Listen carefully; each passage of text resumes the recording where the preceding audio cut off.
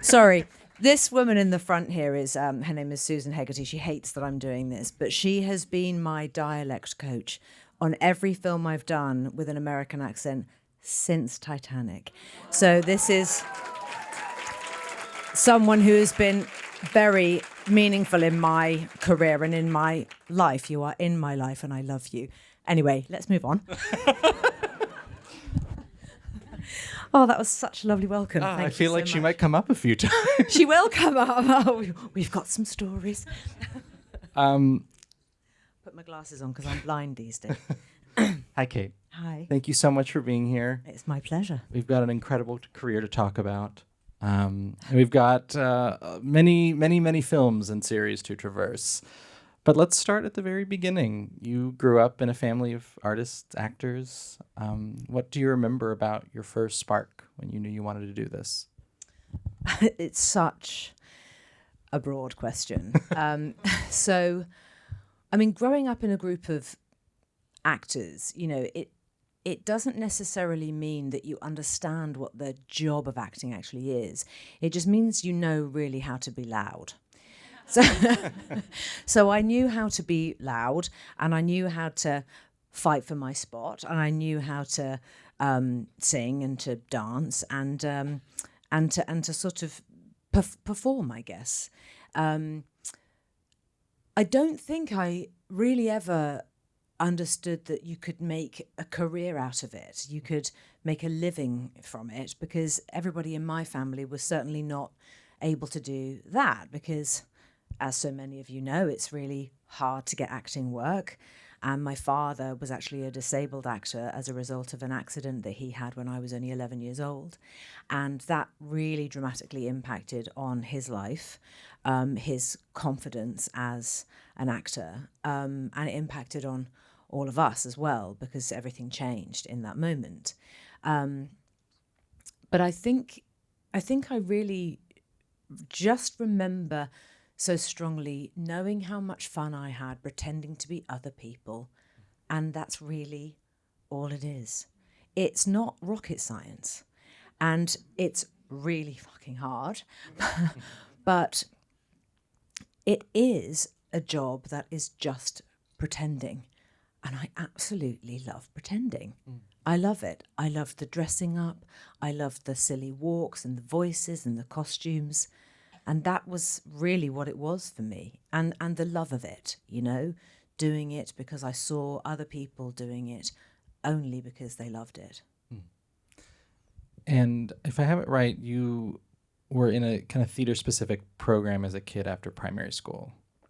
Yes, that's right. So I went to regular primary school, which ended when I was 11 years old. In the old school system, that was when you would leave school and go to secondary school or high school. And I was a part of an amateur theatre company called Star Maker Theatre Company, which sounds kind of naff, but it was absolutely wonderful. It was wonderful, because my parents had no money, so they couldn't offer us things like piano lessons, excuse me, or any sort of special classes. Sorry, I swallowed my tea. Clearly, I'm not a very professional tea drinker. She lied. And so what my parents were able to give to all of us was this free local theatre company that had access to a large theatre in Reading that is still there. It's called the Hexagon Theatre. And it's very sort of, it's almost brutalist architecture. And it has a large auditorium. It seats over 1,000 people. And it's actually in the round. And we started performing in shows there from when I was 11 years old, and my older sister was 14 and my younger sister was 8. And what I learned, and the gift of that experience, was how to be part of a company. And that's also such an important part of acting in films and the filmmaking world, is learning that community, learning to listen to everybody in that community, not judging what someone else's story might be, because everyone is so different to each other, but just accepting that you're all working towards the same goal, whatever your job is. And I had that from such a young age. And it meant that even though I was not really cut out for school, and I was pretty miserable at school and bullied and all kinds of things like that, I always had this secret, which was that I could act and perform, and I was part of something that had nothing to do with all that nasty stuff at school. And so creativity always got me through. And I think to a certain extent, it's still now, when the chips are down, has gotten me through certain things in my life. I've always been able to keep going because I have that thing, disappearing into a character. It's probably also partly avoidance of having to deal with any of the real stuff. Not so much now. But there have definitely been moments, I think, when my creativity has been something I've really been very, very blessed to lean on. Mm. Are there any roles from that period, any productions you look back on especially fondly? Bugsy Malone. Absolutely. I never had any of the leading parts, though. I never got the leading parts. I always had the kind of loud supporting roles. Oh, well, what does that tell you?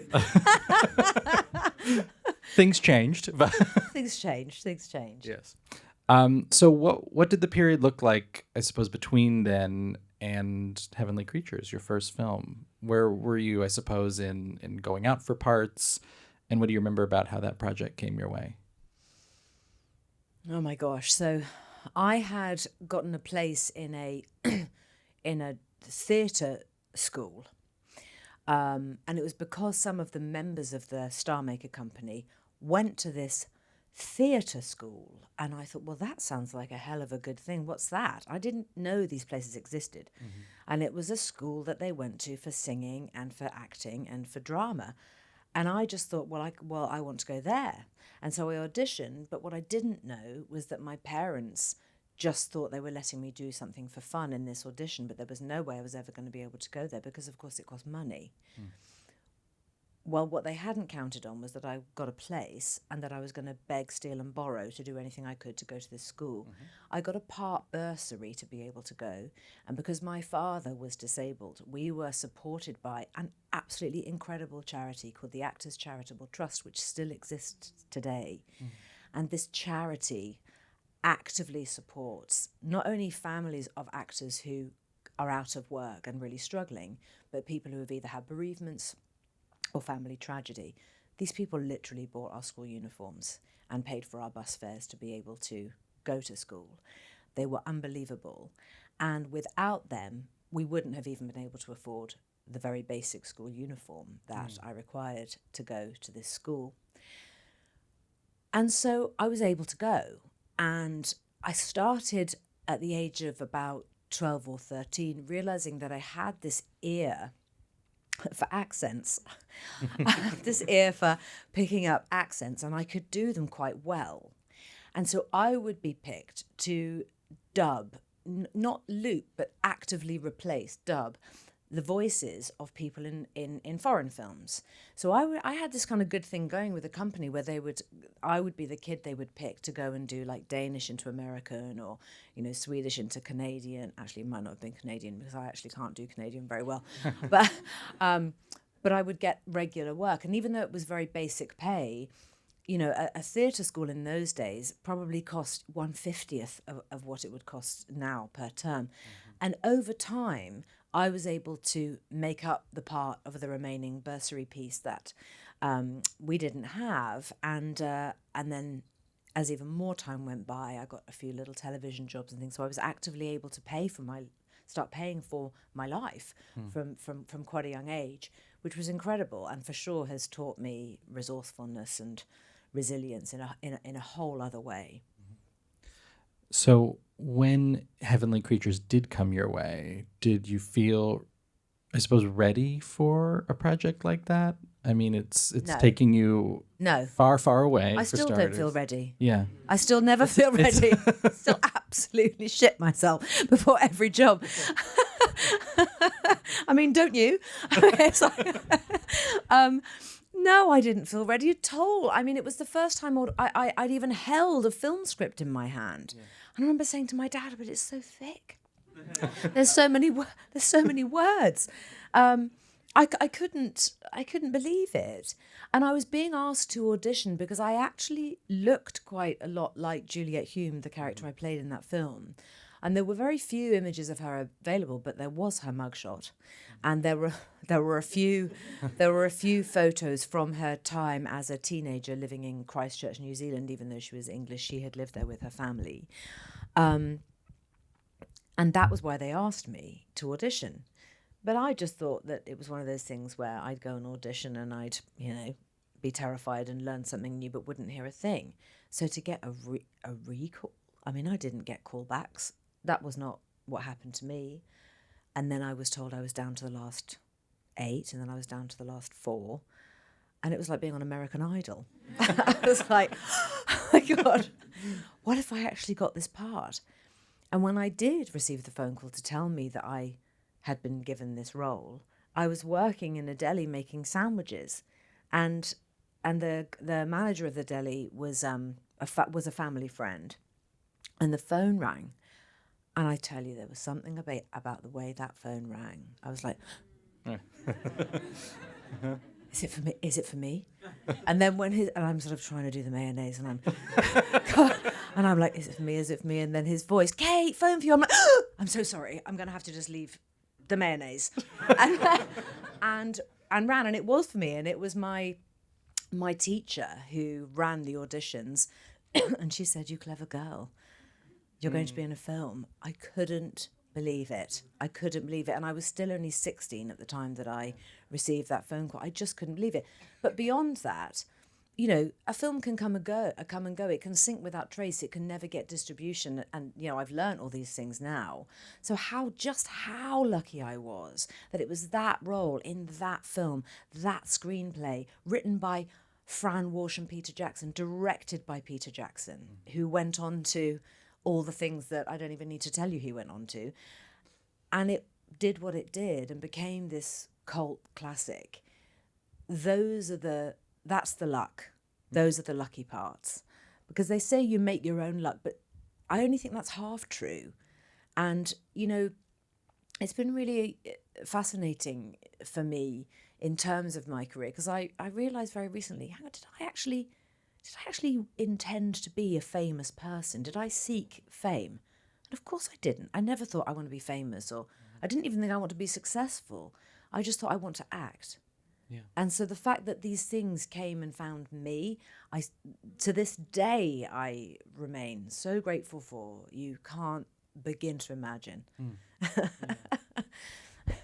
The material in that film is obviously quite grisly. And I know you shot at the actual murder locations, and you yourself really dove deep into the research and sort of understanding this world. And, as someone who's gotten to know you a little bit over the last few years, I know that even now when you play heavy roles, they really stick to you. So I wonder, when you were a teenager, how you kind of came off of that.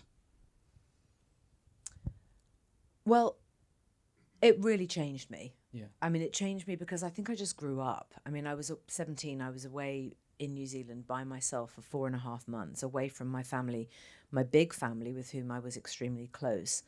And I don't think I really could have anticipated just how much I was going to go through. But I came home, and actually, I tell you what I felt when I came home. I thought, I don't fit. I don't fit it here. I've sort of moved on, not moved on as in moved on from my family, but in my mind, I'd sort of moved away. My head and my heart and my soul had gone through something that, however loving my family were, they just thought I'd had a lovely time on holiday in New Zealand. You can't explain to somebody how intense something like that is, and you can't really expect people to understand either. Mm-hmm. And of course I felt, well, I'm so grateful, and they assumed that I was grateful. Mm-hmm. And so to be able to say, actually, I've really, this was hard, and I've gone through something and I don't know how to process it, that wasn't really something that I realised I needed to get good at saying throughout my life. And I think I've gotten a bit better at it, although I genuinely still struggle with that in terms of just saying, this was really hard and I'm not doing very well today. That also does happen. But it was the beginning of a sort of me me carving that path for myself, I suppose, and realizing that actually the process of being an actor is incredibly private, and that's okay, and sometimes it just has to be, and sometimes it actually doesn't feel very nice. But you just got to do what you got to do. Mm-hmm. So in the conversation around making your own luck, I do think with Sense and Sensibility, you had a big role in the part that you got. I love your auditioning story for this film. I wonder if you could tell it. Well, I just lied. And I just totally lied. So I'd been sent the script by my agent, Hilda Queeley, who I'm very proud to say is still my agent to this day. And actually my English agent, whose name is Dallas Smith, he's been my agent since I was 15, and he is still my agent to this day. And it's just us, and that's it. Very, very loyal. That's important to me. Hilda sent me the script of Sense and Sensibility, and she said, now listen. She said, they want you to go and read for the Lucy Steele part, which is the role played by Imogen Stubbs in the movie. She said, they want you to go and read for the Lucy Steele part. She said, but I don't think we're going to do that, Kate. She said, I think that what you should do is you should learn a few select scenes for the Marianne part. And when you go in, I want you to just pretend that you didn't get the information correct. And in those days, you could get away with murder because we barely even had faxes, right?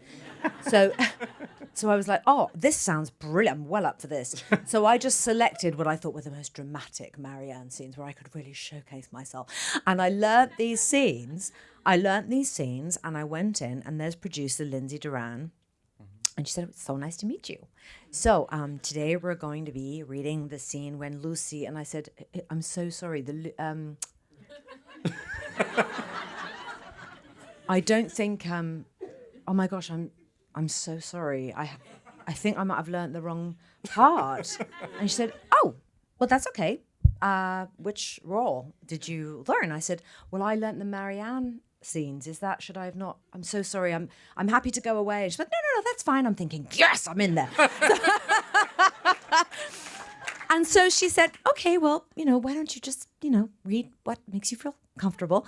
And I read the Marianne parts, right? And so then I got this callback. I'm thinking, oh my God, what do I do now? Am I reading for this Marianne part, or do I have to read for this Lucy Steele part, which was so much smaller? And no, lo and behold, yes, they wanted me to read Marianne again. And then I was told that Ang Lee, the director, wanted to meet me, and I was going to be going on camera, and Emma Thompson was going to come. And I just completely shut myself. And I was like, oh my God. And so I'll never forget it. And so I met them in an old, very beautiful Methodist church in London, which is still there. And I drive past it or walk past it all the time. And I go, every time I walk past, I'm like, that was the building. And Emma was there, and we were about to go on camera together. And I was wearing some sort of a pale blue sweater of some kind. And Emma said, she said, I've got a blue T-shirt on underneath my, I'll tell you what, so that it helps, that it makes us look like we've got the same colouring. And she took her cardigan off, or whatever she was wearing, and she had this blue T-shirt. And so we were both sitting there in our blue T-shirts. And I remember thinking, I'm going to do that for somebody one day. And I have done many, many times. And you have to pay this stuff forward. And I was so lucky I got that job, and I worked with her. And she's one of the most significant people in my life, because not only have I learned how to behave on set because of her, and I've been alongside her in that capacity, but just how to prepare, how to manage yourself as an actor, how to rest, how to really do the work. I truly learned so much of that from Emma Thompson. Yeah. Incredible. A legend.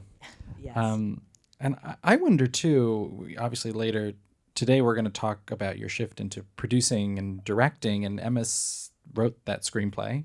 She's somebody who has taken such charge of her own career even back then. Were you able to kind of absorb that at that point, to see somebody who was able to kind of go beyond what the industry maybe would want of her and carve her own path? I mean, I just couldn't believe how someone was. I mean, she was only 36. Yeah. She was 36 years old. It's ridiculous. And I think she had won an Academy Award at that point for Remains of the Day. She had done Dead Again, which was also something that Susan worked on. And she was doing it all. And I do remember thinking, oh, well, I'll never be like that. Because she's so smart. You know, she'd gone to Cambridge University. She was part of the early Footlights company. And I don't know if you may not necessarily know what that company is, but it's a very well known company of theatre actors who all started to come together because of Emma Thompson, Hugh Laurie, Stephen Fry. They were all at university together. That's where they started out, was just putting on shows. They ran this theatre company, and it still exists today. It still exists today. It's part of the Cambridge University experience, and anybody can join. And I just thought, well, I won't do any of that, because I left school at 16 and had to go and get a part-time job in a deli, because I wouldn't have even been able to afford the train fare to a university, let alone any kinds of fees or anything like that. That just was not what our life was. So I don't think I ever imagined that I would ever have the level of intelligence required to do these kinds of jobs that I find myself now doing. But it's such a lesson in how actually education, yes, it can give you so much, but it can also not necessarily serve when it comes to this stuff. Because the stuff that I now have learned and am able to do, I've learned through life, and I've learned on the job, you know. And that's why I think it's really wonderful in the UK that we have so many trainee programs for positions on film sets, because we are able to give those people that real education firsthand. And it's incredible, and we had a lot of that on Goodbye June. I was very, very proud that we were able to do that. That's great. So the year after Sense and Sensibility, I believe you do Hamlet. And as we've said without saying, you were not classically trained, so I'm curious how you stepped into that project.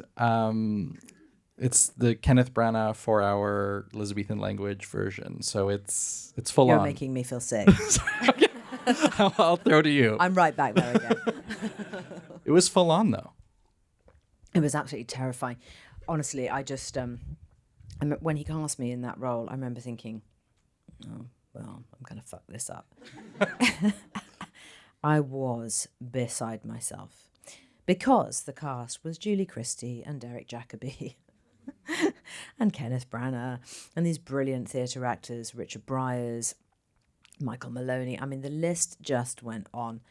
And I just don't think I knew what I was doing. I mean, I hadn't even studied Shakespeare. I didn't know anything about iambic pentameter. I just knew nothing. And I just thought, well, hopefully he'll tell me at some point how to actually do this.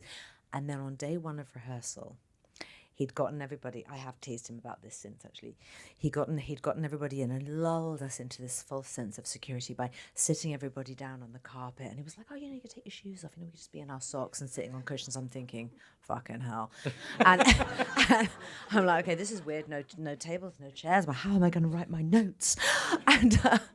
And everyone's sitting on the floor, including Derek Jacobi and Julie Christie. And he turns to Tim Spall and he asks Tim, who plays the character of Bernie in Goodbye June, this film that I just directed. It's coming out in a minute now. But he turned to Tim Spall and Ken asked him a question, which Tim just didn't have the answer to. And he turned to Ken and he said, well, I hope you were going to tell me how to do that. And I thought, okay, I'm going to be okay. Because everyone else is scared. And on day one of our shoot, Ken had rearranged the shooting order, and he'd sort of done it deliberately. So we were shooting the scene. Well, it's kind of the closet scene where Ken holds Ophelia's face, where Hamlet holds Ophelia's face, and they get thee to a nunnery scene, which the way that Ken staged that scene was overseen by by Claudius and Polonius, played by Derek Jacobi and Richard Briers, the late Richard Briers. And Derek Jacobi was so horrified that we had this scene sprung on us. I was actually prepared for it, but he kind of wasn't. And he'd thought we were doing it on a different day, and he went, but he said we weren't going to be doing talky bits today. From Sir Derek Jacobi. And again, I'm thinking, okay, I can do this. Yeah. Everyone is as scared as I am. And that really helped me and got me through. And again, it was that thing of being in a community and that sense of all really leaning on each other and sharing that experience. And it just, it again just taught me so much. I just kept learning new things, more and more and more things. Yeah, I would imagine there's a real lesson there in seeing the likes of Derek Jacobi kind of right on the same level as you, you know? Oh my God. I mean, and Julie Christie as well. I mean, every day she was just terrified, you know. Yeah. And I just didn't think that real actors would be like that. I just thought that they would be sort of polished and pulled together and, I don't know, maybe a bit detached or something. And I'd hear these stories about actors, you know, being in their trailers, and I didn't even know what a trailer was because we didn't have that on any of the films that I had done because the budgets weren't very big. And so, yeah, I just was so not pleasantly surprised, but over the moon to discover that those actors never wanted to leave the set. We were all there for each other. You know, if somebody had a scene that they were terrified of, nobody else would go home. We'd all stay there and hold hands, you know, and make sure that they were all right. And I still, I mean, I still do that today. I wouldn't do it any other way. It's absolutely extraordinary to have that. Was that the first time you'd done Shakespeare? Yes, and the last. That was my next question. No need. Really. For the record, you are wonderful in that movie, so you could. You're totally lying. I'm not. Bless you. You're sweet. Well, from Shakespeare, we go to James Cameron and a little movie called Titanic. Yes. A movie you probably haven't been asked about in many years. No one ever asked me about that. Yeah, it's very strange. So weird. I think because it was one of those ones that just kind of came and went, you know. Like you're saying it's all luck, and sometimes it just doesn't hit. I know, right? It did, of course. What do you remember about meeting James Cameron? Oh, my God. Well, he was a big, scary American film director. But not because he was actually scary, but because I think I would have been terrified of any American director at that point. I mean, that was not the career I imagined. I wasn't going to be, you know, flown to LA for screen tests. Like, that was not in my trajectory at all. I just intended to get small television parts and do theatre and maybe some radio if I was lucky. So already all this stuff that was happening to me, I felt like I was still catching up with. And still learning my lines for Hamlet. And so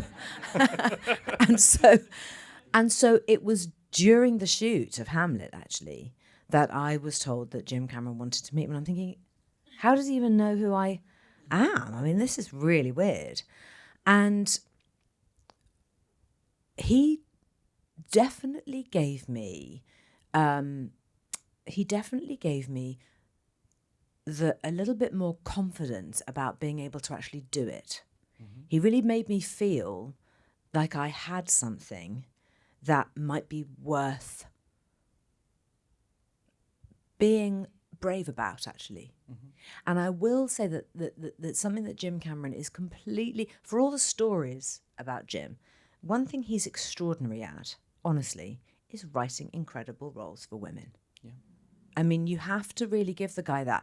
He is quite phenomenal. He's done it throughout his life. I mean, look at all the great female leads he's put in his movies, and they are always superhuman. So it's almost as though he knows that we can do more than we think that we can, and he gets us to do it. And it's really quite hard. But I was so grateful for that at that point in my life, because I didn't think I had anything that was going to be worth offering to a big film. I mean, I had small film mentality. And so I think he sort of taught me how to, just let myself dream a bit bigger, maybe, than I had.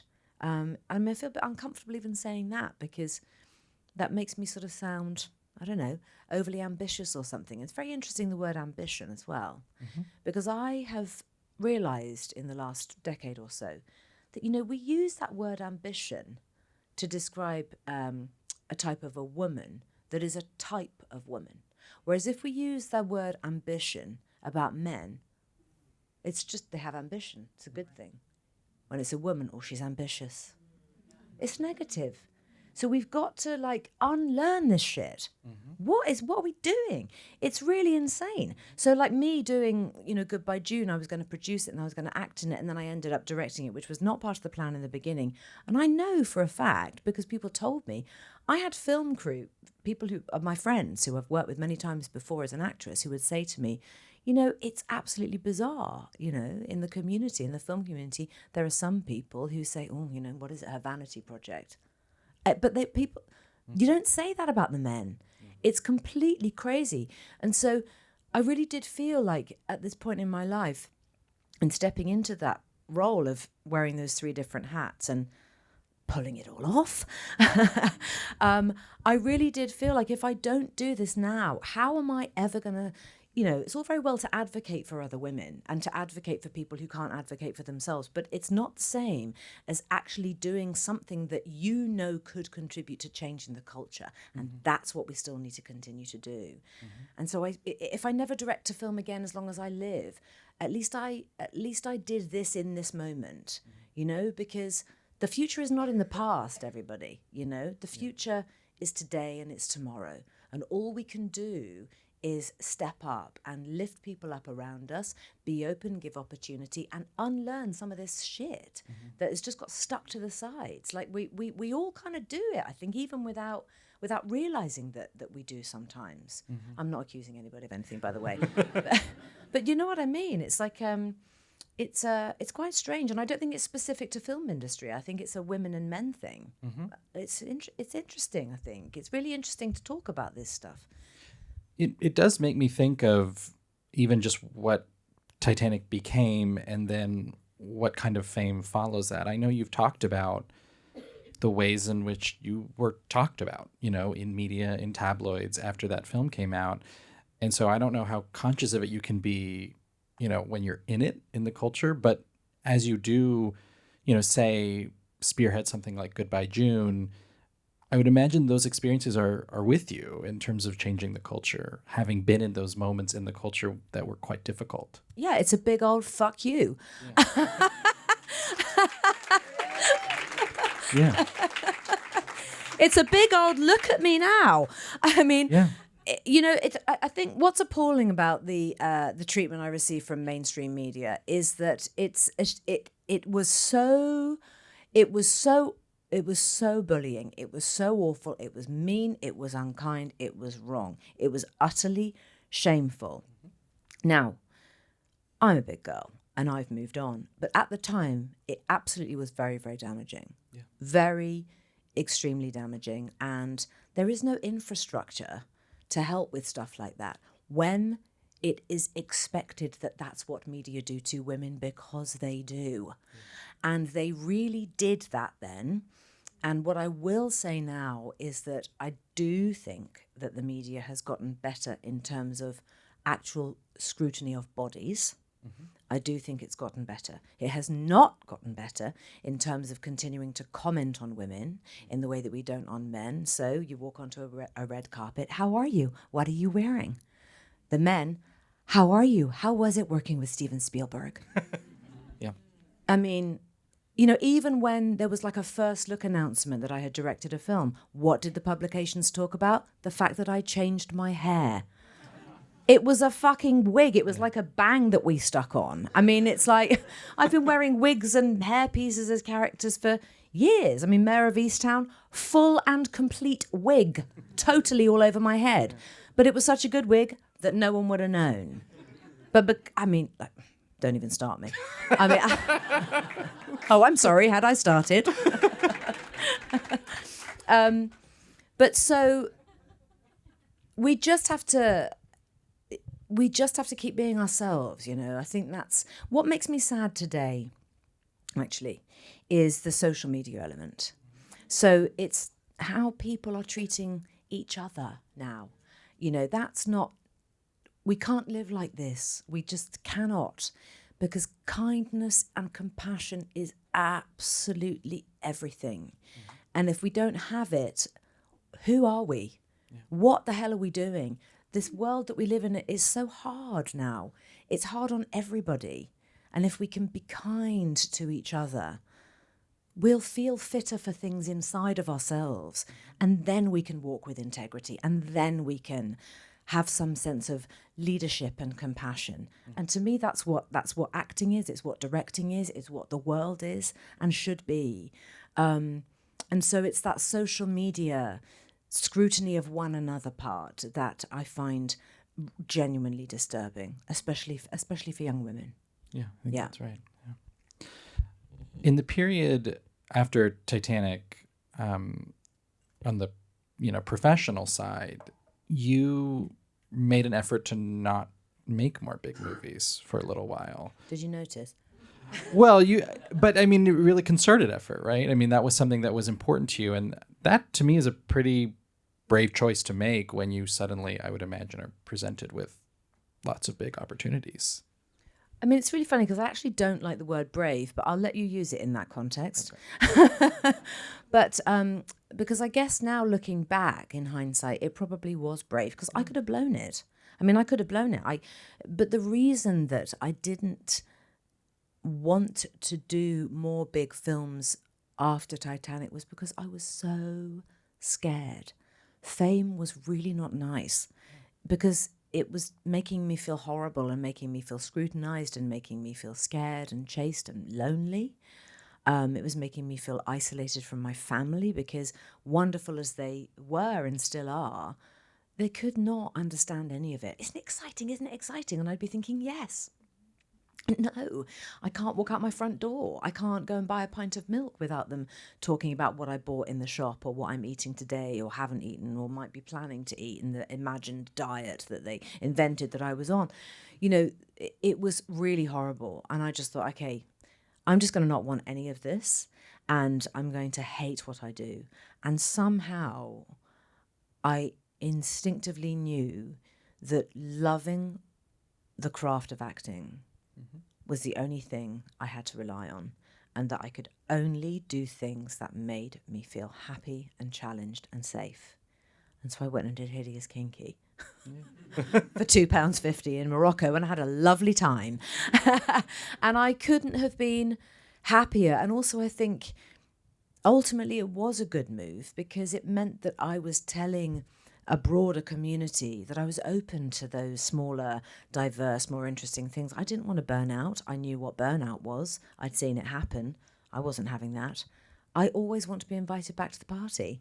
And so it made sense to me. Okay, just take a second, Kate. Just go back. Let's just start again. If Titanic had never come along, what would you be imagining for yourself now? And trying to keep in line with the things that I knew were going to keep me sane and safe and learning. And I just went back to that. And I stayed with that. And I still do that now. Yeah, and it's a good thing, I think. Very much so. I want to ask you about Iris. That film got you your third Oscar nomination after Sense and Sensibility and Titanic. And you and Judi Dench are playing the same role in different timelines. And I was rewatching it recently, and it's kind of amazing, just in the filmmaking, the symmetry of your performances. I wonder what you can say just about your awareness of that going in, and kind of what it was like to work with but not work with Judi in that way. I mean, it's really funny because Judi and I never talked about how she was going to play Iris and how I was going to play Iris. And so I think the unification of the two performances is entirely due to the screenplay, because Richard Eyre did write that script, and he was, of course, the director. And the roadmap as to who she was crystal clear. what I had to do and what Judy had to do. And also we had Iris Murdoch's language. We had her works. We had done the same homework, just because why wouldn't we? And so I think perhaps that did just help. But also I think how we looked, how he costumed us, the wigs, etc. All of that definitely makes a big difference when you're playing the same role as somebody else, because then it becomes a safety net, and it empowers you to just get on with the job of playing the part. This is also a time when life is happening, as happens even as a career progresses. And I think that was the first film where you brought your daughter Mia to set, right? What do you remember about that experience of having this film, a pretty demanding part, while you have a 6-month-old on set with you? Nursing between takes. Yeah, that was the first of many times in my life that I have nursed between takes or pumped, or and having Mia when I was so young. I mean, she was actually due when I was still 24, but she was 10 days late, and I had my 25th birthday, and then she came along a week later. So our birthdays are only a week apart. It's amazing. So what I remember the most is knowing that was just all that mattered. So all that other stuff, the media scrutiny and all of that stuff, it just evaporated. It just evaporated because she was the only thing that mattered. Yeah. So it completely changed my life. Yeah. Watching Goodbye June, in which you have these beautiful child actors giving really naturalistic performances, I strangely thought of Finding Neverland. Because you're playing the mother to many children in that movie, one of whom is Freddie Highmore, right? And I guess I wonder what you learned about kind of working with kids on a movie like that, and especially his performance was so vibrant in that movie. Well, I learned that I love working with children. I mean, there's that stupid thing, never work with children and animals. It's just so ridiculous. Working with children is some of the most rewarding work I feel I've ever been a part of, because children bring the joy. They bring the joy in everything. And it's up to the filmmakers, as I really do now know, to create scenarios in which they can completely be themselves and be totally free. Strangely, on Finding Neverland, actually, the work with those children was quite restrictive, just because of the shape of the script, because it was based on a true story. Mm-hmm. It meant that the freedom to improvise, for example, didn't exist. It was up to me to make them feel that I was going to look after them. Mm-hmm. And it was up to me to look after them and support them in terms of learning technical things, because Freddie had strangely, I think he was only 10 at the time, but he had actually done a couple of films before that, because he's that kid. He had it, yeah. And he's got that thing. And I could see it even then. We were all like, oof, well, he's doing that for life. And look, he still is. And he's probably, 31 or 32 now. And so what was wonderful was realizing just how much you can show a child and just how much they will retain. And that has definitely been something that I've carried with me. Getting children to understand that they can achieve more than that they think they can, or that maybe their parents told them that they could. Revealing to them a different side of themselves sometimes. That's something I've always tried to do, and it's something that in Goodbye June I did every day. Yeah. The film, I think the same year as Finding Neverland, was Eternal Sunshine of the Spotless Mind. And me and you, Suze. Oh my God. Well, to that point, I mean, I don't know how many contemporary films you'd made, but probably you could count them on one hand at best. And they approached you for it, right? So why do you think they thought of you for it? I haven't got a clue. I mean, just thank God that they did. I mean, I just was so thrilled, and I knew that if I said yes to that it could potentially be a real turning point. And I said yes, and thank God, and it really was a turning point, because I didn't want to be this period rose, English fucking thing. I didn't. I love all that. I mean, it was all, it's wonderful, and I haven't been in a corset for years. And actually, my daughter. My daughter Mia, who is now an actress as well, she did a show for Apple called The Buccaneers, and she was in corsets all the time. Actually, I was a bit jealous. I was like, oh God, I haven't worn a corset for a really long time. And she of course looked extraordinary and loved it. I was like, you weirdo, loving being in a corset. Oh my God, I'm like, oh, trauma. You try being on a sinking ship in a fucking corset. Woo! Nightmare. Try peeing in a corset. Okay, no. So it was a turning point for me, and I really relished that, and an opportunity to do a different type of an American accent. Thank you, Susan. Which really became a springboard for me into other things. I think it opened the eyes of other filmmakers, and then I found myself 3 years later, like working with John Turturro, doing an insane movie that I'm sure none of you have ever seen, called Romance and Cigarettes. No one will have seen it because you have. Isn't it brilliant? It's completely insane. Doesn't make any sense at all. Doesn't make any sense. Like, isn't perfect by any means, but it's a hoot. And he would have never have asked me to be in that. It was Bobby Cannavale. You have to watch this movie because it's so ridiculous. You've got to see it to believe it. So it was me, Susan Sarandon, Bobby Cannavale, Jimmy Gandolfini, Steve Buscemi, Christopher Walken, Mary Louise Parker, John Turturro. It's like, yes, I will do that for $2.50 because I want to be in that club. Yeah. I mean, it's like, why would you not? So having those kinds of opportunities, that was because of Eternal Sunshine, I think. And I'm endlessly grateful. You seriously have to watch it. You have to, you won't believe your eyes. It's so insane. You with those actors, I have to watch that. That's fascinating. Oh my God. There is a scene. This is why you're going to watch it for sure. There is a scene, right? It's a musical, by the way. It's a musical written by John Turturro, okay? No original songs. And it's basically about his parents, right? There is a scene, I swear this is real. There is a scene involving me and Susan Sarandon having a cat fight in Argent Provocateur with Christopher Walken playing air guitar on a mannequin singing Red-Headed Woman. Tell me now you're not going to watch that movie, because of course you are. I mean, you've got to see it to believe Incredible. It. It's utterly ridiculous movie that 100% doesn't work, but it's fucking brilliant. I'm tempted to pivot my prepared Eternal Sunshine questions to Romance and Cigarettes, but I will go back. The sets on that movie, Eternal Sunshine, it's a movie that, from what I understand, really kind of harkened back to the old school filmmaking and had all these nooks and secrets. And what do you remember about navigating those spaces?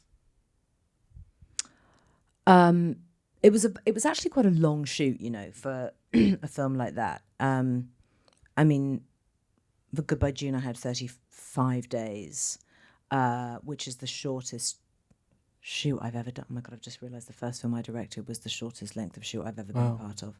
Oh my God, go me. But Eternal Sunshine was 16 weeks. Oh. And actually, it was a brutal New York winter. And it was shot at the beginning of that particular year, which was 2003. It was so hard and so cold, and we were outside a lot. I was also physically, for some strange reason, I was very slight when we made that film, and I can't remember why, but I was really annoyed about it because it made me very freezing. And I just thought, well, I'm just going to eat more carbs, which I did.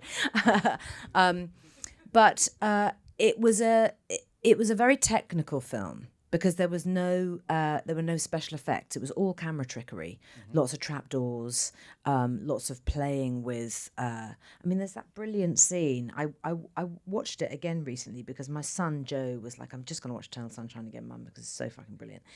But there's that amazing scene when we're running through all of the memories as they're fading, and we go into the doctor's office, and we run in, and we're on one side of the desk talking to the doctor, and then he's distracted by a noise over in the corner. But what was actually happening as the camera pans from Jim Carrey and I on one side of the room across and over to discover a different version of Jim Carrey and I on the other side of the room, we were actually running around the back of the camera changing costume to appear that right there. Like that was really how we did all of that kind of stuff. And it was so hilarious. And we all thought it's never going to work. Completely worked. Because it's Michel Gondry, and he's such a genius. And don't you just wish he was making films every single year? Yeah, he's so amazing. Yeah, brilliant. I think Turning Point is a safe way of describing that movie. One of my favorite performances of yours is Little Children, which came a few years after that. It's a tough movie, and it's a Todd Field film, who's a brilliant filmmaker and a really uncompromising filmmaker in the way he makes his movies. And when I think about characters you've played, I mean, that is a character who is not the easiest person, let's say. I would imagine that there were just kind of mental choices you would have to make in order to get in her headspace that were a little different from past roles. Well, I had to be prepared for the audience not to like me. Yeah. And that was actually the first time I've ever played a role like that, which really fucking helped me out when it came to doing the reader. But I had to accept that you can't just people please the whole time in the parts that you play. And it was a little bit of a leap of faith for me. I absolutely loved working with Todd Field so much. We have a similar work ethic in the sense that he never really wanted to leave the set. And at lunch breaks, he and I would just kind of hang around. And not all the time, because I'd sometimes have a costume change or something. But where I could, we would just stay literally in that house, in that space. And we would just talk through what we were planning for the afternoon, and he would say, "Hey, should we just block this out and see what we think just for ourselves?" And it was wonderful. And for me, actually, that marked just creatively a turning point, because I'd never felt so included and respected, actually, as by a director. Not to say that I had felt disrespected before then, because that's not the case at all, but I just felt so... it was the beginning of real collaborations for me, in a meaningful way from which I then couldn't go back. And I've been able to have that time and time again. And it was just extraordinary, yeah. Very complicated. Not really always comfortable to play someone like that. But the thing that kind of helped me a lot was the fact that I was playing a mother, and even though she wasn't a very good mother, there was that gorgeous little girl who now is like married with children of her own. I mean, because that was in 2005. Yeah. I mean, so yeah, long time ago. I wonder, like, the degree to which you were maybe tracking the way a movie like that would go out into the world. I remember speaking with Todd around when Tar came out, and he still is disappointed at the way that movie was released and the kind of rollout of that. Do you remember the way that came out? No, I don't remember at all, because I don't read reviews. I don't pay any attention. Well, more like the amount of theaters and things like that. But the thing is, I don't even pay attention to that. Well, actually, that's not true. I do now, because I'm a producer, yes. And it matters that investors get their money back. Believe me, I know about it more than I would care to. But in those days, I really didn't know. Yeah. I didn't know. And now I do know. I know what it is. It's an independent movie. You've got to sell it to different territories. You've got to rely on a distributor to put it into a certain number of theatres. There's money that goes into, into ad campaigns and all of that stuff. Yeah. If they're not putting posters on the tops of taxis and bus stops and billboards, sometimes people aren't even aware of a movie, depending on how much you use the internet, but in those days, it was all paid advertising, all of it. And yeah, I can see how that would have made Todd extremely heartbroken that he just couldn't drum up enough money. And I know that it was hard for him. And and I'm sure that actually that's become part of the reason why he has almost been a little bit more, taken a little bit more of a backseat as a director, and he's been writing a heck of a lot more, because you do, as I now know, when you're a director, you do everything. I mean, you're across everything. So when you love the film that you have invested so much of yourself in, to the extent that we do love these things, yes, I can see how for Todd that would have been utterly heartbreaking. Because you want people to like the things that you do, and you want them to see them. That's the most important thing. So the feeling of injustice, I can absolutely relate with that. I'm curious about that too, just in terms of a couple of years later, you have one of your biggest years on screen. You have both Revolutionary Road and The Reader come out in the same year. You win the Oscar for The Reader, very deservedly, I might add. Thank you. Thank you very much. That must have been a pretty crazy year. Do you know what? It was really insane. Yeah. It was really, really insane. And Suze and I did both of those films together. Or did I say she also coached me on The Reader as well, even though I was playing a German, and same with Steve Jobs. Polish, Armenian, American. Try that. Well, we're going to get to that. That was the only time I've ever thrown a script across the room and gone, I can't fucking do it, Susan, I can't. I'm shit. We've had so many of those moments. What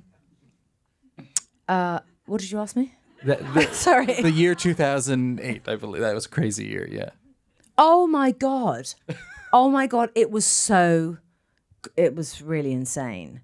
And actually, the thing that was really probably the hardest of all about it was that, I was married to the person who had directed Revolutionary Road. And so, of course, Sam, he wanted for that film to be leading the charge. And then in comes The Reader. Yeah. And also, frankly, probably in comes Harvey Weinstein. And I believe that is the case, yes.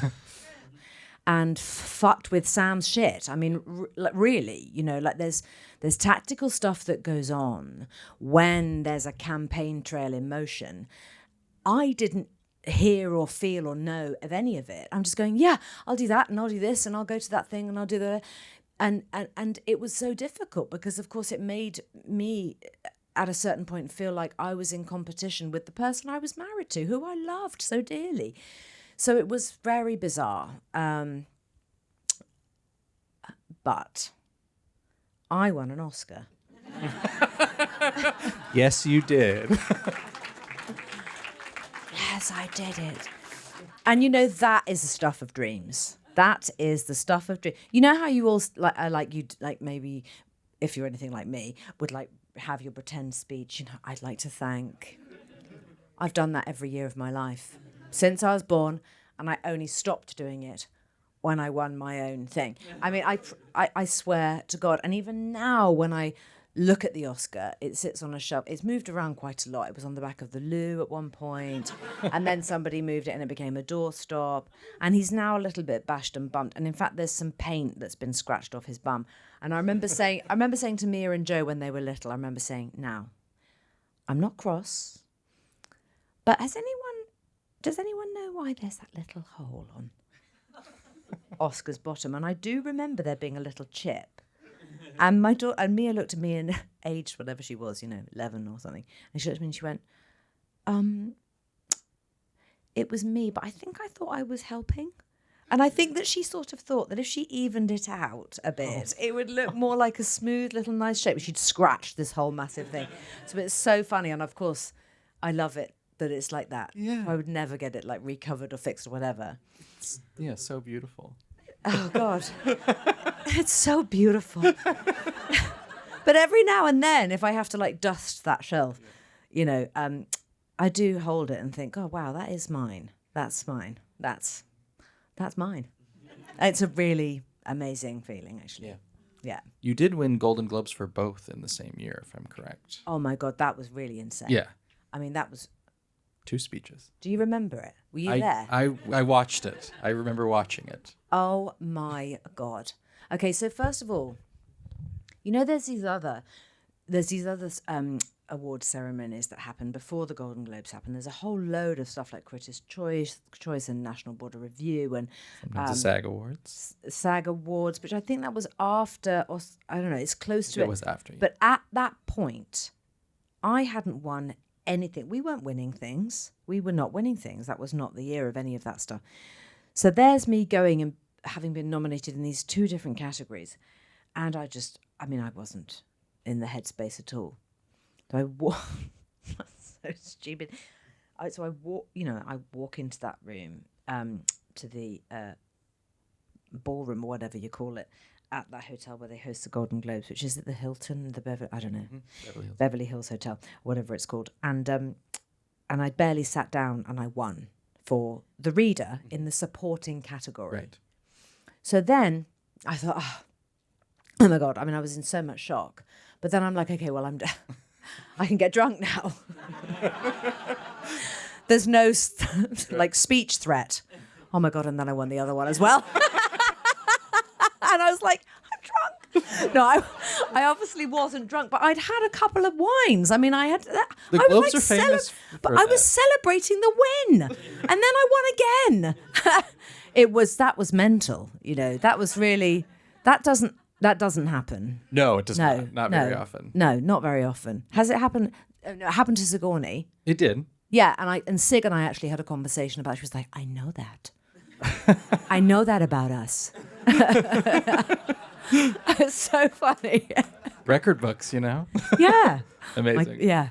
My youngest son loves all that record book stuff, but luckily somehow he doesn't know about any of those. Let's not talk about setting records. Yeah, okay. Makes me anxious. Okay. I want to give a little shine to Revolutionary Road because it is really wonderful movie, and yeah. I do love that film, actually, yeah. And you and Leo are just so raw in that movie. It's quite it feels like it was a lot to go through together. It was really a lot, and it was extremely hard. And I think where we were lucky for several reasons. One, because we were so close, we could look after each other. But 2, because we know how to push each other's buttons. So, and we know, just as friends, each other's vulnerabilities. We know each other's stories. We know each other's history. There is when you share private life stuff with an actor, the trust becomes extremely embedded. We're very, very, very lucky that we had that, because it was brutal. Yeah, it was. Oh my God, it was absolutely just brutal shooting that. Yeah, and it's funny actually now because we don't really talk about it very often. Mm-hmm. It's really odd. As actors, you sort of don't go over the things that it's really weird, in the same way that you don't watch that. I mean, I don't watch myself in films. Mm-hmm. That seems like a terrible idea. But I am also very fond of that movie, partly because of the experience of, I think, of being with him. But also because it is an excellent film. I actually think it's one of Sam's best films. I completely agree. I really do. It's a tough movie, but I mean that's why it's so good. It's really uncompromising. Yeah. So I think you took a little break after a very, very crazy year, and then you made Mildred Pierce over on HBO with the great Todd Haynes, who is one of my favorite directors. So I do have to selfishly ask what it was like to work with Todd Haynes. Absolutely delicious in every way. So I'd never done television before. Actually, that's not true. I had done television when I was very, very young, but not for a very, very, very long time, and certainly not in that capacity, and certainly not with such a prestigious network. It was just brilliant. I mean, his filmography, his history, his love of film, his love of women, and his love of really creating and making art with actors and film crew, the design teams, etc. He's brilliant. I'm working with him again in a couple of years' time. Was meant to be next year, but now he's doing De Noche with Pedro Pascal. No, I'm so pleased for him. He was meant to be doing it with Joaquin Phoenix, and it all folded. Yes. And it's come alive again. So I'm thrilled for him. He's just gorgeous. He's kind. He's calm. A film crew loves him, and that matters to me a lot. I can't stand it if I don't feel that a crew is being respected or treated properly. And he's an all-round joy, absolute joy. Both that and Mare of Easttown, which you did also on HBO much more recently, of course.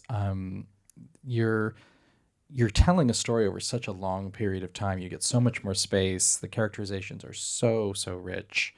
Does it feel different as an actor when you get all that space? Yes, it does. It feels completely different. Actually, I was overwhelmed by just how different it felt, because as you say, you get 5 hours to tell your story, as it was 7 hours in the case of Mare, and it's such a luxury, much more demanding, much more intense in terms of preparation for sure. And much more of a life juggle if you're a mother to 2 small children, which I was at the time. But yeah, I absolutely loved it, and I had said yes to it because I loved the story, loved Todd, of course, and very much wanted to play that part. But it didn't occur to me that it was at a time when actors were actually, like, television wasn't really particularly a thing. Even it was just starting to become a thing. Film actors doing television. Whereas now it's just, we all just do it all, and lucky us, you know. But it was event television then, in a way that felt really special and it did feel very prestigious, actually. I do remember feeling really like oh, we're quite fancy. Well, let's go to Steve Jobs. And I want to know, I mean, the accent is incredible and so detailed and specific, and I've never heard anything like it. And then you listen to the woman you played, and it's quite accurate. How'd you do it? Is it actually accurate? Because even I remember when the movie came out, and people would see, at the festivals and stuff, and people would see it, and they were like, "Wow, it's quite an accent." And then they would listen to who you were playing, and they would realize how close you were. Truly. It was so... The weirdest thing ever. The weirdest... Yeah. But you have to know, it was not a Polish accent. Her life was very complicated. Yeah. Kate and I would sit there in our prep and just... And I would cry. I would cry, and I'd be like, let's just have more snacks now, because I just can't. And so we would just eat jerky and crackers. And then I would go, can't do it, Susan. I mean, it was just so complicated. I mean, so she had moved from, she was Armenian. She had a Polish mother. She was born in Poland. That's right. And she grew up in Soviet Armenia. That's right. Until she was 12. She didn't even meet her father. That's right. And then she moved to upstate New York when she was 14. She went to Buffalo. She moved to Buffalo, and she couldn't speak any English, American at all. And she made friends with this American girl, and she just copied her. So that's how she learned to speak English. And it was when she would talk about that time in her life, which she did extensively, she said she just didn't want to talk. She said, she would talk about it briefly, and then say, I don't want to talk about those times. So there was something that had happened in her trajectory that gave her this ferocity, I think. And so it wasn't just the learning of that fucking accent, but it was, and really wanting to get it right. It wasn't just that, but it was also placing her voice, and actually she kind of, her voice was really quite kind of high like that. And I Susan and I we can't do that, because that just sounds like John Cleese in 40 Towers. I mean, we're like, that's like, the Silly Walks Brigade, and you're just going to get annoyed. So we had to find an emotional register for her that really sat somewhere that was not like right up here, between the nose and the top of her head, that it had to come from somewhere else. And that as well, oh God, it was really hard.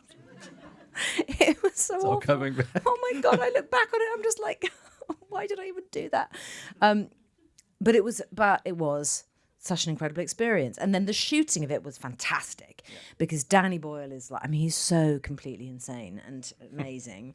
And Sorkin had written it in those three parts. Was it 3 or was it 4? It was 3 parts. Yeah, he'd written it in the 3 parts.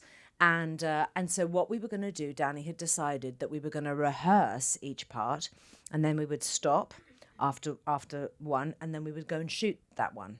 So that was how we did it. So we intensively rehearsed, blocked everything in an open space where there were like taped out markings on the ground so we understood the geography of each room.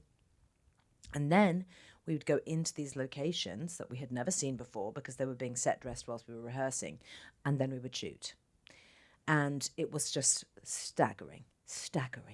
I mean, doing that scene with Michael in episode 1, where we walk into the dressing room and it has got mirrors on 3 sides. Okay, that was a 15-page scene. And it was something bonkers, like a 9-minute take, all Steadicam, starting downstairs. And and how on earth we were able to hide the Steadicam operator and the boom operator. I mean, what I now know as a director is that there's so much that you can take out in post. It's very, very clever. So for sure, there must have been reflections in the mirrors of camera people because it was unavoidable. But the blocking of that and the shooting of that was just nuts. But I loved it because it was like a dance. Yeah. And I love Steadicam because they have to keep an eye on the actor and what you're doing all the time, and you kind of all go together. And you yourself as an actor have to be extremely acutely aware of where the camera's trying to go. And whilst you never want to be aware of the camera or what they're trying to capture, actually with Steadicam, you simply have to work together. Otherwise, there's no point. And when you know that someone is carrying a 75-pound object strapped to their body, you really want to help them out. And so it's a very beautiful way to shoot, but it's also a very special relationship that you learn to form with Steadicam operator, because that work has to be something that you choreograph together. And that is very, very, very special, actually. And then you're combining that with Aaron Sorkin dialogue. Well, that was the disgustingly hard part. I mean, And it's a part you fought for, right? I mean, they didn't initially think of. Oh, they didn't want me to play that part at all. I really fucked with their shit. Yeah. I mean, they did not. They really didn't. They hadn't thought of me because she was this little short, dark-haired woman. She was petite. She was physically quite different to me, and European. And I knew someone I was working on The Dressmaker at the time in Australia, and Ivana Primorac, who's a hair and makeup designer who I'd met on The Reader and have worked with on everything ever since, whenever she's free, because she's a very busy person, gets swept up by other people. But strangely, she had talked about that she was doing this Steve Jobs movie, and it was Michael Fassbender and it was Danny Boyle, and I said to her, oh my God, there must be a women's part in that. She went, yeah, there is actually. She said, there actually is. She said, but it's it's this European woman who worked alongside him. And I said, me? and she looked at me and she went, oh my God, do you think I should suggest you? I said, hang on, this is really twisted. Like, how do you get a hair and makeup person to suggest you for that? Anyway, she did. So she messaged Danny, who she'd worked with before, and she said, oh, I'm working with Kate, and she's got such a good work ethic. I don't know what the hell she said. I don't know what the hell she said. But we sort of, planted the seed. And then my agent, Hilda, who I mentioned before, who I've been with forever, I said, well, what can you do on your end? She said, well, there's a script. I have to see if I can get my hands on it. Let's see. They begrudgingly sent the script. Now, it was Scott Rudin, who I had done The Reader with, and Revolutionary Road. And Scott had said, well, Kate's not right for that. And I was like, allow me to explain. So I was in Australia shooting The Dressmaker, and I said to my husband, Ned, I said, okay, when I'm at work today, I want you to do me a favour. Just go to a wig shop and just buy 3 different dark-haired wigs, 1 short, 1 medium length, and 1 long, and go and get me some shitty glasses, and they need to look like this. And I showed him a picture, the one picture I'd been able to find of the real Joanna Hoffman. He was like, okay, what are you doing? I was like, just please. So I went to work and I was filming all day, and I came back and said, did you get the wigs? And he got these absolutely the most shit of shit wigs you can possibly imagine, acrylic hell wigs, right? That, like, if you took a match to it, I would have burnt my head on fire. I mean, it was unbelievable. I was like, what the hell am I going to do with this? Thank you so much, darling. Brilliant. This is going to work. So I cut one of them up. Had this picture of her. So I cut one of them up and I put it on, and I did a plain shirt buttoned up like this, and I put on these glasses, which were brilliant glasses, and some terrible kind of shitty, like, blue wire earrings that were in the shape of a square or something. And I took a photo of myself and I sent it to Scott Rudin. And what did I say? No, I just sent it with an X or something like that. And I heard nothing. I'm like, little did I know that he had pinged it to Sorkin and said, guess who? And Sorkin said, who's that? And Scott goes, it's Kate. And he goes, that's Kate Blanchett? Incredible. Wow. And I was like, massive tick, didn't even know it was me. And then they woke up. Fuckers, I tell you. And then Danny came, and he came to Australia, and I had to meet him at some ridiculous hour, like 5:30 in the morning, because I was either finishing a night shoot or going to a shoot that was miles away, something, I can't remember. So it was this ridiculous time of day that we had to meet. And we chatted and we chatted and we chatted. And actually I started to think, look, dude, you're going to have to tell me, because I'm here in Australia. They were starting shooting literally in 4 or 5 weeks' time, and it had come together quite quickly because of some financing that dropped in, and also Michael Fassbender's availability or something like that. So I knew they were up against it. And I was there with my family and Bear, who was only 1 at the time. And also my mother was unwell, and I had a whole ton of commitments. So I just thought, I'm going to have to get him to tell me, like, does he actually want me to do this or not? So we're chatting away, and I just said to him, listen, I am going to have to go now because I've got to go to work. I'm not going to force you, but you are going to need to let me know soonish if you want me to do this or not. He said, I do. I said, you want me to play the part? He said, yeah, I do. I said, okay, good. I've got to go now. And literally, like, that was how it was. And I had to run off. Wow. And I just remember thinking, okay, phew, tick, done. And then I panicked, because logistically it was actually quite challenging to figure out how the hell I was going to do this thing. But it was such a brilliant experience. It was amazing, just because of Danny and how he works, and the Sorkinese. It was wonderful, really. Yeah, it was wonderful. Oscar nomination for that one as well. Thank you very much. Yeah. Well, it was an odyssey, so it's worth capping that part with that. I want to flash forward a few years to Mare. In part because this is kind of the act of, I would say, your career where you are actively producing and directing. This is the first producing credit I think you'd had for Mare of Easttown. So can you even just talk a little bit about how you thought of producing, and then coming into a project like this where you also know so much is going to be asked of you as an actor?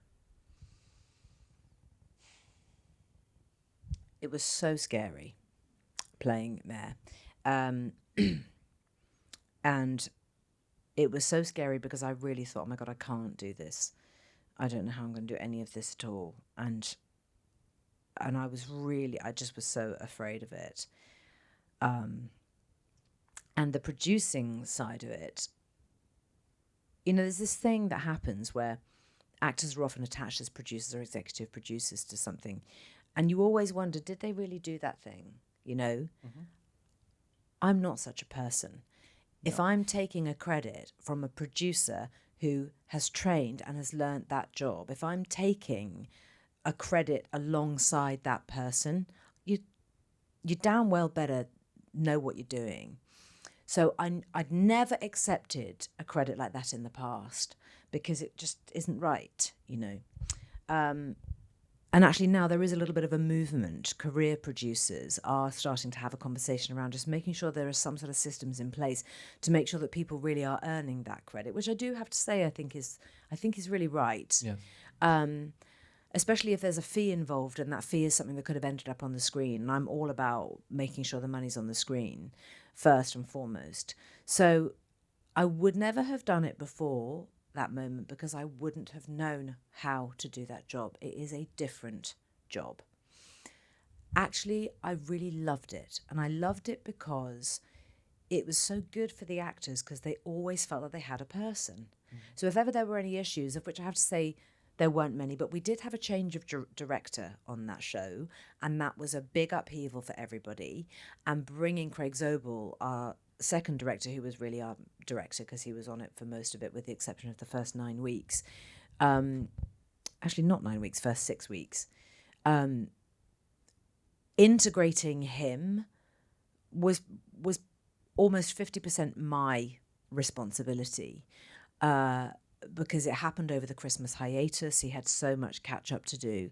So he actually needed a lot of support and looking after. And what I mean by that is not just holding hands, but really actively sharing with him, okay, this is how Julianne works, this is the thing, and this is a blah, blah, blah. And this is what you'll be able to predict when there's a scene that's long in that capacity with that particular character. They might struggle with that thing. And so what I would suggest, and helping to shape a space that was conducive to the best possible work for everybody, but with him as the leader. So I loved it, and I learned a huge amount. And of course, you end up being across a part of the edit as well, and you are meaningfully included in a creative capacity when it comes to the structure of each episode and the writing and so on. And it just meant that the sense of ownership that not only I was able to have and the collaboration, but what I was able to do in terms of support of other people. And I really loved it. I loved that. You then produced what I think is safe to describe as a passion project, Lee, a film you'd been trying to make for a very long time. And as you once told me, was really fucking hard to make. So how do you reflect on that whole experience of playing this woman, burrowing so deep into her life, into her son's life, and into essentially helping mount that production, which I think, is a real one-to-one from going from that to your directorial debut? So Lee, and I'm well aware that lots of you here may not have seen Lee because it got a really weird distribution here in this country. Like I said, no paid advertising. If you don't tell people it's there, they don't know how to find it. So it was a little bit sad for me, that side of it in this country. In the UK, we had the support of Sky, who were brilliant. You did very well. Absolutely brilliant. And actually, I am very proud to say that Sky in the UK, it was their highest grossing box office film, beating Ferrari. And it's a film about a female photographer during World War II. That's right. Who took a bath in Hitler's bathtub. So I was very, very, very proud of that. So I came across Lee Miller 10, 11 years ago now. And I remember thinking, why hasn't anyone made a film about her? That's insane. I then embarked on the voyage of trying to make a film about her, and I was like, oh, now I know why no one's made a film about Lee Miller, because she lived so many lives. And her son Anthony Penrose's first book about his mother is called Lives of Lee Miller. She was just a formidable, very, very complicated woman. She was a photographer who had started her life as a model. So, and she was the muse, I hate that word, but she was the muse of Mare. And so she was heavily judged at the time in her life when she did move into photography. She worked for Vogue, both in the US and the UK, and was determined she was going to go to war. And against all odds, because women were not allowed into conflict zones, she went. And she was among the first journalists through the gates of Dachau on the day of the liberation. And were it not for Lee Miller, those images literally wouldn't exist. And she used a Rolleiflex camera, which is a camera that sits almost in front of the heart, actually. And you stare down into the image. And what was so unique about this particular camera is that it meant that she was able to look up and meet the eyes of the people that she was photographing. She could actually connect with them and have conversations. So she really was one of our early reportage photographers. And she did form extraordinary relationships with the people she photographed. Sadly, she didn't have a good relationship with her son, Tony. And his memory of her was that she was, in his own words, just some useless drunk, because she had a problem with alcohol. She had a dangerous relationship with alcohol and subsequently dangerous relationship with Benzedrine, which she had taken during the war. Benzedrine being different to Pervitin. Pervitin was what the Nazis were taking and made you actually fearless. Benzedrine was what the British and US forces were given, and it was something that just took the edge off. And I'm afraid that Lee found it hard to put that to one side when the war was over. And it made her she had terrible PTSD, and it made her just not a very good mother. She just couldn't love this perfect little, very Aryan-looking thing. And I was just determined to make that film. It took a very long time to get the script right. Money would run out, and there would be nothing to pay writers as they would come and go because they had to make money and move on to other things. I just couldn't pay them. And I paid a lot out of my own pocket to just keep things going. And then eventually it was ready to be made into a film, and the financing of it was just it was just a nightmare. Oh, it was a nightmare. Shooting it was a joy. It was extremely challenging. We had just over 9 weeks. Ellen Kuras was our director.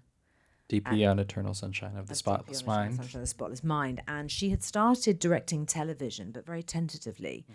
And I could tell that she was fearful of stepping into that role of being a director. But it mattered to me so much, not only to have a woman, but to have somebody who understood visual storytelling in that way that she did as a photographer herself. And also she herself, Ellen she has 40% hearing in both of her ears.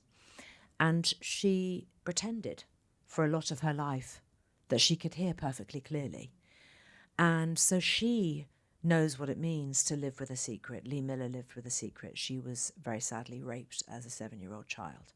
Never told anyone, apart from her best friend Bettina McNulty, who I met at the age of 82, 1 year before she died. And that thing of sort of living with a secret was something that I think Ellen also could really connect with, having tried so hard to cope in life, being so hard of hearing and being able to hide, like Lee, behind a camera. So it was very moving to me that Ellen said yes and was able to do this film. And we really did it together because we've known each other for so long, because I was producing it, because I was playing her. And we were able to use the relationships that we both have nurtured over the years with either actors and crew members and pull all those people together and have that experience. And my God, I got that film made. Oh, my God. Yes, you did. I swear. So how does that experience then translate to making your own film? How did you feel ready to build a crew together, to mount something on your own? By the way, it is a beautiful, heartbreaking film, and I can't wait for more people to see it. Oh, my God, I can't wait for you to see it. You know, I really felt ready. I really, really felt ready because I was across everything to do with Lee.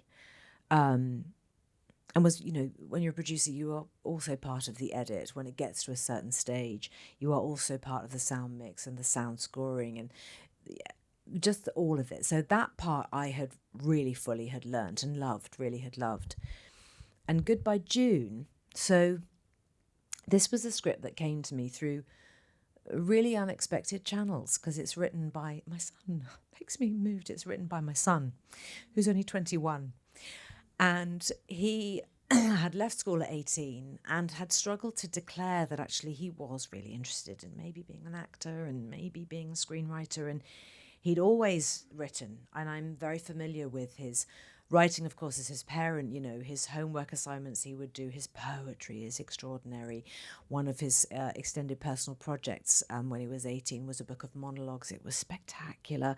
Actually, it was so spectacular, it was passed around amongst the English literary department because they were like, you got to read this. I mean, it was really beautiful. And he'd had some small success with a few jobs as an actor on leaving school, and even that was a surprise to me that he wanted to be an actor. Mia, I knew she was going to want to do it. Joe, I would never have known. He's quite quiet, very humble soul who would be much happier to just move in the shadows of the trees and write poetry and swim in the lake. And so he wanted to be an actor too. I'm like, right, there's another one. Okay. I just would like someone to test me on my lines, And then he declared that he wanted to try and get a place in screenwriting school, and he wrote a short film. And he applied to a screenwriting course called the Finding Your Voice screenwriting course, which turns out, and I did not know this, a heavily coveted course at the National Film and Television School. He got a place at 19, and as he called me after his first class, he was like, "Mum, I'm the youngest in the class by like loads. Everyone's much older than..." I mean, he just didn't know what the hell he was doing there. And he was encouraged by a wonderful tutor. She said to him, "Joe, write what you know. Write what you know." He'd struggled during COVID, like so many of his generation. He was that year, certainly in my country, who missed something called GCSEs, which is like the exams you do at 16. He missed all of those. They got predicted grades, never had to sit formal exams, never knew how to really apply oneself in terms of revision structure, etc., etc. So he was a bit kind of all over the map in terms of what to do, how to shape his mind, and what to write about. And the most significant thing that has happened in his life was the loss of his grandmother, my mother, who passed away in 2017. Sorry. It just changes shape. Doesn't get any easier. Okay, let's carry on. And so he was so inspired by how, when my mum passed away, myself and my siblings and the huge number of grandchildren and cousins and my mum's, brothers and sisters who were still alive, everyone came together from wherever they were in the world and showed up for her. And he was so struck by how we were all there because of this one. We came from this one woman, orbiting around this one woman. So that was his emotional inspiration and his backdrop. And he then created this fictional version of events with a fictional family and created Goodbye June. So it's a story of a really disparate family of grown siblings who suddenly have to come together at Christmas time. He set it at Christmas time. At Christmas time, because the matriarch, June, played by Helen Mirren in our film, has been living and coping and in treatment for cancer for a very long time. Cancer is not the feature of the story, the family is. And it's a story of how some of the most complicated relationships of our lives can be with the people that we love the most in the world. And how we don't deal with loss we don't deal with it well in this Western culture of ours. We don't talk about it. We don't really have proper systems or structures in place for what to do when you lose somebody. It's hard to talk about. It's hard to have those conversations with family that you may never have had before. Joe created a sibling rivalry relationship between two of the sisters, Molly and Julia, played by myself and Andrea Riseborough. These are two sisters who haven't spoken for several years, like 3 or 4 years. Their youngest children have never even met because of it. And suddenly, they're by the side of a hospital bed with a matriarch who they have just been told there's nothing more we can do for her. Our focus is on now keeping her comfortable and giving her the best supportive care we can. Boom. There are two sisters either side of that bedside that this matriarch knows are not talking. And somehow that mother has to get them to make it okay so that she can leave the world in peace, knowing that they will all be all right when she's gone. And it is a story that is incredibly uplifting, and it is very cathartic. And it's also extremely funny because it's set in England. It's not set in London. It's set in somewhere that's a few hours to the north of London. Very heavily embedded in the National Healthcare Service. And we have a wonderful character, Nurse Angel, played by a brilliant British actor named Fisayo Akiade. And he's one of those wonderful nurses who works in end-of-life care. And it was so important in putting this film together. I'll get back to how I ended up directing it part in a second, because I realise I've skipped over all of that. But in putting this film together, it really, really mattered that we made it feel warm. Because when you set something in a hospital, hospitals are not nice places to be. They smell weird. There's beeping machines, you're there for not good reasons. It feels stark. Those overhead strip lights are just, it's really assaulting on the senses to be in those spaces. And I know through the support that we were given from those brilliant end-of-life carers that they are so warm and so loving that it can totally transform the relationship and the space that you're in, and it can get rid of that starkness, and it feels very warm. So we focused heavily on that when it came to the design of the film and in fact how I chose to shoot it. I'll go back to the directing parts now. So when I read the script and Joe said to me, "Oh, I've written this thing, and it's probably not very good, but you can read it, like if you want, I mean, you can, will you read it actually?" And he said, I'm sure it's not very good, but you can. And I read it and I was like, okay, he can write. And, having read so many screenplays in my life, the good ones from the not good ones that are never going to see the light of day. And I turned to him and I said, "Well, we're going to make this into a film." And he said, "What?" No, Mum, no, don't do that. Don't do that thing. Don't. It's like it's an assignment. It's not. No. I said, "No, we are doing it. We're making it into a film. This is fantastic." He hadn't finished it. He still had 20 pages to go. And I said, "Go away and finish it, and then we're gonna have a proper conversation, and let's go from there." He went away and he finished it, and I said, "Right, we're doing it." And I was going to produce it. Was going to go out for financing when he had gone through several different drafts of the film, and I was going to play the character of Julia. Mm-hmm. And just at the point that we were ready to go out to directors, I suddenly couldn't let it go. And I said, Joe, we can't give it away, because the second we give it to a director, it becomes theirs. I said, and it's yours and it's ours, and you've done this, and I want to do it, and I know that I can.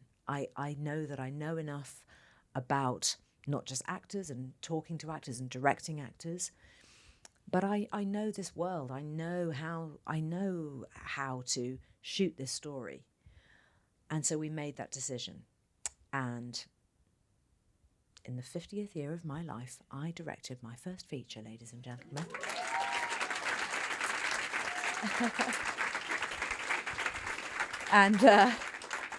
And I am so proud of this film.